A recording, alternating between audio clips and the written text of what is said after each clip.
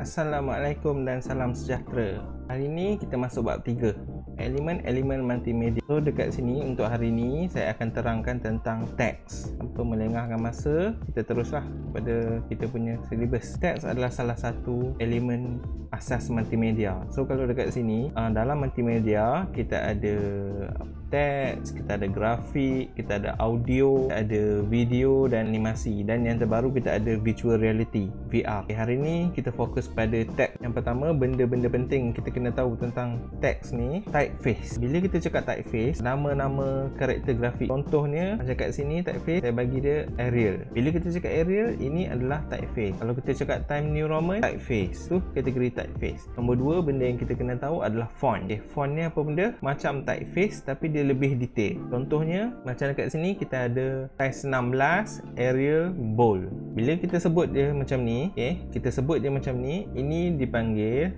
font. Boleh beza kan? Dan yang ketiga kita ada size. Size ni yang mana? Yang tadi 16 tadi. Kita ada 16, 12, 11, ikutlah mana kita nak adjust. Kira berdasarkan tinggian of X. X tu apa? X tu adalah huruf kecil. Huruf kecil dalam setiap typeface atau font dalam setiap typeface ni, huruf kecil dia tinggi mana? Itu adalah ketinggian untuk size. Kita boleh tengok dekat sini lah, X. Nampak ni X. So ketinggian untuk X benda ni, ini adalah size dia. Contoh yang tadi saya bagi contoh 16. So 16 tu disukatkan berdasarkan ketinggian X yang ni. Bukan tinggi ni tapi tinggi ni. Terusnya kita pergi kepada style. Ada dua, satu bold, satu italic. Ini dipanggil style. Dalam Microsoft Word, PowerPoint dan sebagainya semua ada. Kita boleh kategorikan nak jenis style yang mana. Terusnya kita ada attribute. Attribute ni ini tambahan kepada style tadi lah. Tapi dia kurang digunakan. Contoh dia underlining. Underlining. Underlining ni digunakan biasanya dekat laman web. Kalau kita letakkan link website, biasanya kita perlu letakkan underlining. Dan satu lagi jenis attribute adalah outlining. Outlining ni elemen teks yang jarang digunakan. Contohnya outlining adalah perkataan yang macam ni. Dia punya typeface jenis macam ni. Dia ada lining kat luar, bukannya di dalam. Terusnya cases. Cases ni apa? Huruf besar dan huruf kecil. Kalau kat sini uppercase. Uppercase maksudnya huruf besar semua. Dan yang kedua lowercase. Lowercase huruf kecil semua. Ni capital letter lah panggil uppercase ni. Next kita ada jenis ukuran. Ini yang tadilah saya cakap. Dia ni jenis ukuran dia. Awak boleh baca dengan detail dekat dalam buku rujukan ya. Seterusnya untuk teks kita perlu tahu kerning. Kerning ni apa? Dia adalah space antara karakter yang berpasangan. Karakter berpasangan macam mana? Contoh A dengan V yang dibagi kat sini, A dan V. Apabila kita tengok A dan V dan A yang di sini yang di kerning kan, yang di kern and uncurd. Curd dengan uncurd ni kita tengok line dekat sini. Nampak? Ni jarak, ni dekat. Next kita ada condensed and expanded. Condensed and expanded. So dekat sini condensed dengan expanded ni adalah kelebaran sesuatu teks. So kalau kat sini awak tengok contoh dia kat tepi tu regular, ni yang biasa, dan bawah dia condense. Condense tu dia lebih rapat, dia macam termampat sikit. Dan expanded pula dia macam terstretch, tertarik sikit. Ini namakan condense dan expanded. Terusnya kita pergi kepada tracking. Tracking ni apa? Tracking ni sebenarnya adalah jarak antara karakter. Karakter tu apa? Karakter tu ABC 1, 2, 3. Itu karakter. So kat sini tracking ni nampak tak? Jarak untuk space dia semakin rapat. Macam yang condense dan expanded tadi, kelebaran huruf tersebut.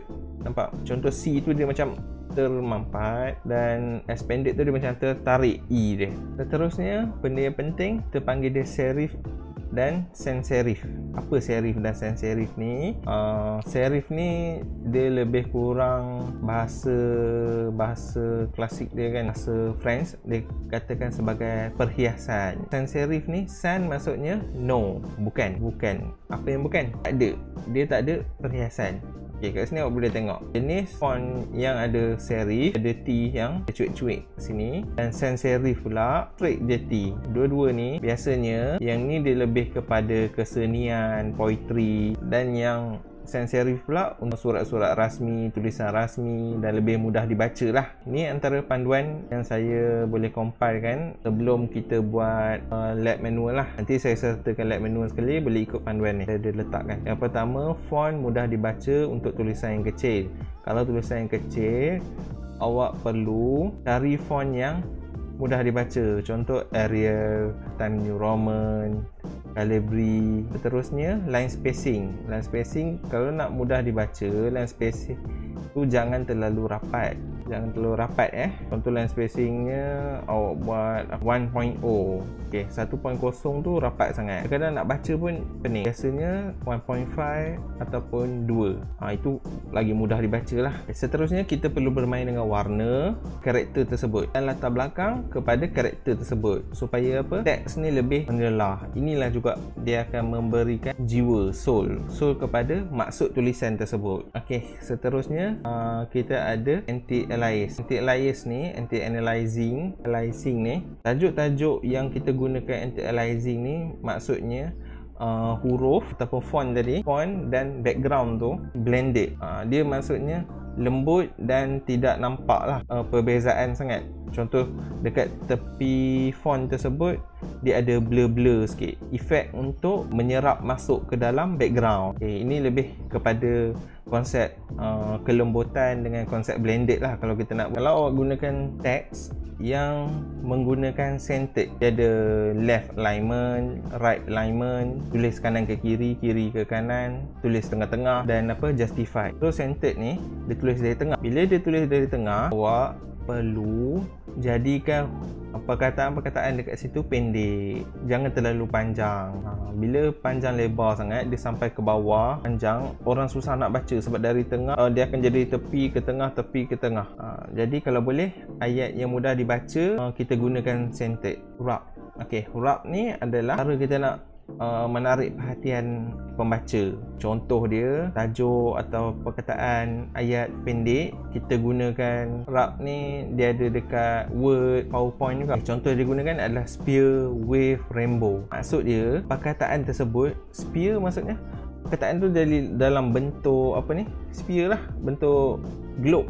Lepas tu wave dia bentuk beralun, bentuk beralun perkataan tu, dan bentuk rainbow macam tu. Ada juga bentuk circle, bulat. Nanti boleh tengok balik. Apabila anda memilih sesuatu font, seterusnya anda letak mesej anda font tersebut, jangan shock sendirilah orang cakap.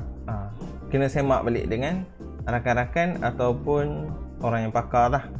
Betul ke saya buat ni? Ataupun check ke internet font-font yang sesuai. Kalau macam untuk harmoni, font yang mana. Kalau untuk benda yang serius, warning dan sebagainya, font jenis apa. So awak adalah background dia, sebab apa nak guna font tersebut. Next kita ada link. Link ni macam saya cakap di awal tadi, kalau kita nak buat tag nak buat teks yang ada website dia www.usas.edu.my. Bila kita nak letak link tersebut, benda ni kita perlu warnakan. Contohnya dengan warna yang lain. Sebagai contoh, kalau dekat website, benda ni biasanya diwarnakan dengan biru atau merah dan dibuat underlining.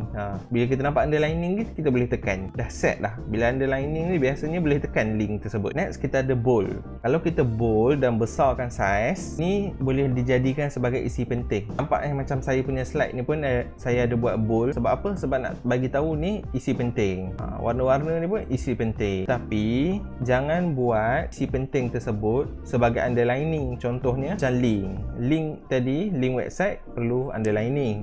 Tapi kalau isi penting, jangan buat underlining. Nanti orang salah faham. Yang last sekali kita ada, kalau awak nak guna font yang lain yang tak ada dekat laptop, awak jumpa font ni, oh ni bagus ni, ada font kita kena beli, ada font free. Jadi apa yang boleh buat, awak download font tersebut dan install dalam PC ataupun laptop lah. Nanti awak tengok cara di-install, mudah je. Font ni di-download, double klik, dia kata install now, tekan, lepas tu dah selesai. Word processing, contohnya PowerPoint dan apa ni, Microsoft Word. Buka kat situ, awak check ada nama font tersebut. Setakat ini untuk penerangan kepada panduan. Di dalam tugasan lab yang saya berikan, kalau awak tengok kat sini, tugasan lab tersebut saya ada bagi kita akan letakkan tajuk. Contoh tajuk yang ada kat sini untuk tugasan yang pertama saya suruh buat, kita akan buka PowerPoint. Lepas buka PowerPoint, awak isi nama dan nombor matrik dekat muka hadapan yang pertama ni. Lepas tu, tajuk yang saya bagi adalah COVID-19. Tajuk ni, macam mana awak nak buatkan tajuk ni nampak menyerlah, nampak ini satu isu yang penting, COVID-19. Jadi awak boleh ubahlah dia punya style, dia punya font, dia punya color, dia punya background dan sebagainya, nak besar mana ke apa tak kisah. Tapi yang tahu bila orang tengok COVID-19 ini benda yang penting. Macam saya buat ni terlalu kecil kan. So nanti awak cari sendiri macam mana cara dia. Banyak kan benda yang tadi berdasarkan info yang sebelum ni tadi, awak ambil balik, letakkan dekat sini. Ni tajuk nombor 2, harimau. Apa harimau ni? Ini tajuk dia. Macam yang tadi juga, awak kena ubah suai benda ni kepada benda yang nampak ini adalah harimau. Ada sifat-sifat harimau, ada satu isi yang nak disampaikan dekat perkataan tersebut. Cuba buat. Seterusnya, yang ketiga, tajuk yang ketiga, pemanasan global kini di tahap kritikal. Okey, tulis tajuk ni. Macam mana awak nak ambil tajuk ni jadi tajuk yang besar dan orang ambil peduli. Oh, ini pemanasan global, ini benda penting, ini isu penting.